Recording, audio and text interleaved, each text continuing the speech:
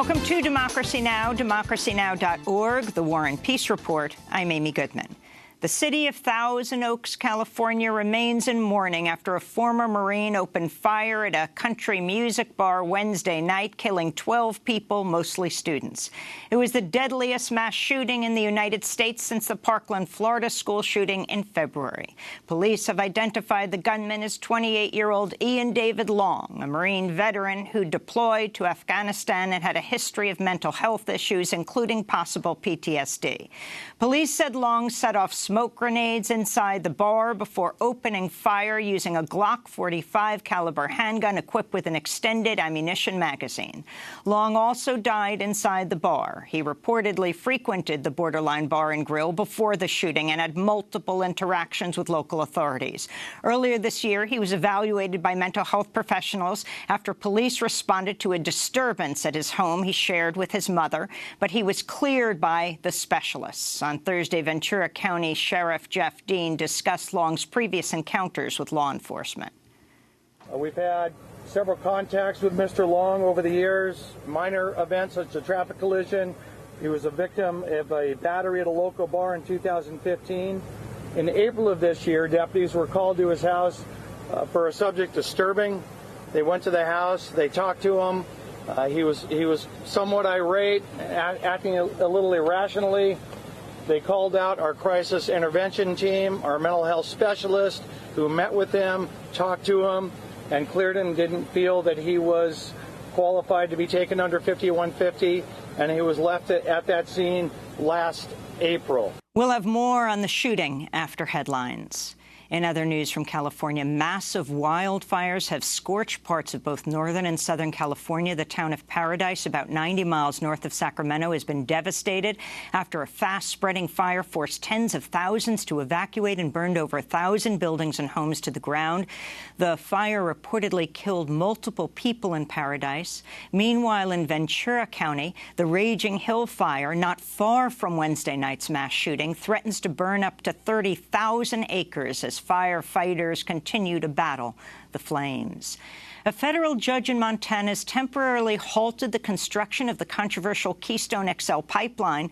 The Keystone XL would carry oil from Canada's tar sands region in Alberta to refineries as far away as the Gulf of Mexico. The court's decision will require the Trump administration to more thoroughly review the potential negative impacts of the pipeline and the surrounding environment, as well as its effects on climate change. President Obama halted the construction of the pipeline in 2015 following mass public protests, but Trump reversed the order shortly after he became president. Environmental and indigenous groups hailed the decision Thursday. Sierra Club attorney Doug Hayes said in a statement, "The Trump administration tried to force this dirty pipeline project on the American people, but they can't ignore the threats it would pose to our clean water, our climate, and our communities," he wrote.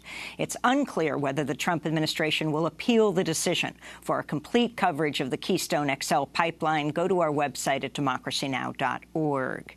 House Democrats called for an emergency hearing Thursday following President Trump's ouster of Attorney General Jeff Sessions. Democrats urged the passing of a bill that would protect special counsel Robert Mueller as he continues his probe into potential Russian collusion with the Trump campaign in the 2016 election. Democrats also formally requested the preservation of all documents related to Jeff Sessions' forced resignation, writing, "We remind you that concealing, removing, or destroying such documents may constitute a crime," unquote.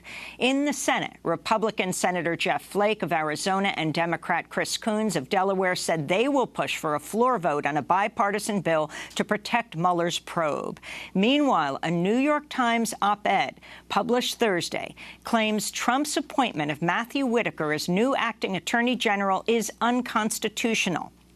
The op-ed column was written by Neil Katyal, the former acting Solicitor General under President Obama, and George Conway, the high-profile litigator and husband of White House counselor Kellyanne Conway.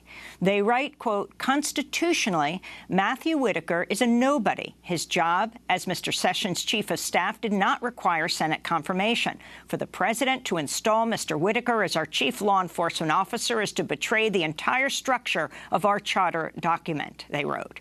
This comes as Trump is reportedly considering former New Jersey Governor Chris Christie, Florida Attorney General Pam Bondi, or Labor Secretary Alexander Acosta for Attorney General. Meanwhile, Thursday night, demonstrations were held in over 1,000 cities and towns calling for the protection of the Mueller probe. This is protester Christina De La Riva in New York. I don't think anyone here is defending Jeff Sessions. I think what we're defending is integrity of the Justice Department. I think we're defending the integrity of institutions. I think the president has attacked our important institutions, the Department of Justice, the FBI, and I think that everyone should be held to account. Everyone is, accountable, and including the president. The Trump administration's announced new immigration rules to deny asylum to anyone who enters the country outside of a port of entry. The American Civil Liberties Union called the move illegal, saying, quote, U.S. law specifically allows individuals to apply for asylum whether or not they are at a port of entry. It's illegal to circumvent that by agency or presidential decree, they wrote. Trump, who turned the Central American caravans traveling to the U.S.-Mexico border into a major campaign issue in the lead-up to the midterm elections, is expected to announce which countries will be affected by the rules today. Trump, invoking national security concerns, plans to use the same legal provision the White House used to push the travel ban last year. This comes as new court filings show there are still 171 children separated from their families in U.S. custody, more than 4 months after a judge ordered the Trump administration to reunite all families that were separated at the U.S.-Mexico border. In more immigration news, a California appeals court ruled Thursday the Trump administration cannot shut down the DACA program, upholding a federal judge's ruling earlier this year. DACA, the Deferred Action for Childhood Arrivals, affects the immigration status of some 700,000 formerly undocumented people who were brought to the U.S. as children. Trump announced plans to do away with the program last year and was immediately challenged by lawsuits from a number of states and other groups. The ruling sets the case up for a possible Supreme Court hearing in 2019. In election news, several key races remain too close to call 3 days after the midterm elections. In Arizona's Senate race, Democrat Kyrsten Sinema has taken a slight lead over Republican opponent Martha McSally. Hundreds of thousands of ballots remain to be counted, mostly in Maricopa County, the state's largest county. In Florida, Democratic gubernatorial candidate Andrew Gillum said he's prepared for a possible recount as his margin with Republican opponent Ron DeSantis has narrowed to less than half a percentage point. Gillum conceded to DeSantis on election night after the race was called for his opponent, but the margin has since tightened. A recount is automatically triggered in Florida if the winning candidate's margin is less than half a percentage point. Incumbent Democratic Senator Bill Nelson and Republican Governor Rick Scott will likely head to a recount in the Senate race, with Scott leading by just 0.2%. In Georgia, the Republican candidate for governor, Brian Kemp, has resigned as Secretary of State. The closely watched race for governor has yet to be called, though Kemp has declared victory. His opponent, Democrat Stacey Abrams, has vowed to stay in the race until every vote is counted. White House Press Secretary Sarah Huckabee Sanders is coming under fire for sharing an apparently doctored video of CNN correspondent Jim Acosta's interaction with a White House intern at Wednesday's news conference with the president.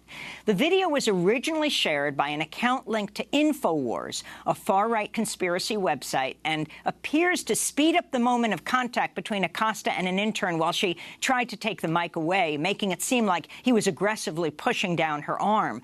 The Washington Post published a side-by-side Thursday showing the original footage and the apparently edited video. The White House banned Jim Acosta on Wednesday, ostensibly because of the interaction, hours after he clashed with President Trump at the news conference, demanding answers on the caravan.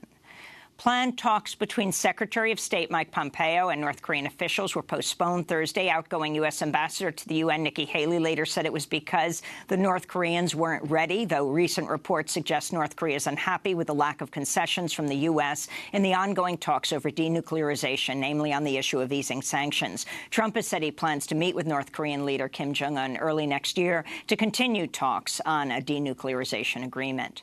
In Gaza, Israeli forces shot and killed a Palestinian man at the separation barrier with Israel Thursday. 220 Gazans have been killed since the Great March of Return demonstrations began over 7 months ago, this according to Gazan officials. The Trump administration has announced new sanctions over Russia's 2014 annexation of Crimea. This comes as both Trump and Russian President Vladimir Putin have said they might hold talks in France next week as they attend Armistice Day celebrations in Paris.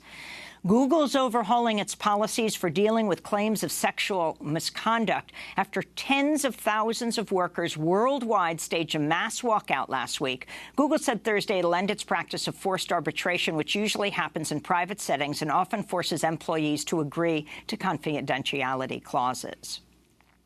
Supreme Court Justice Ruth Bader Ginsburg was hospitalized after a fall Wednesday evening resulted in 3 fractured ribs.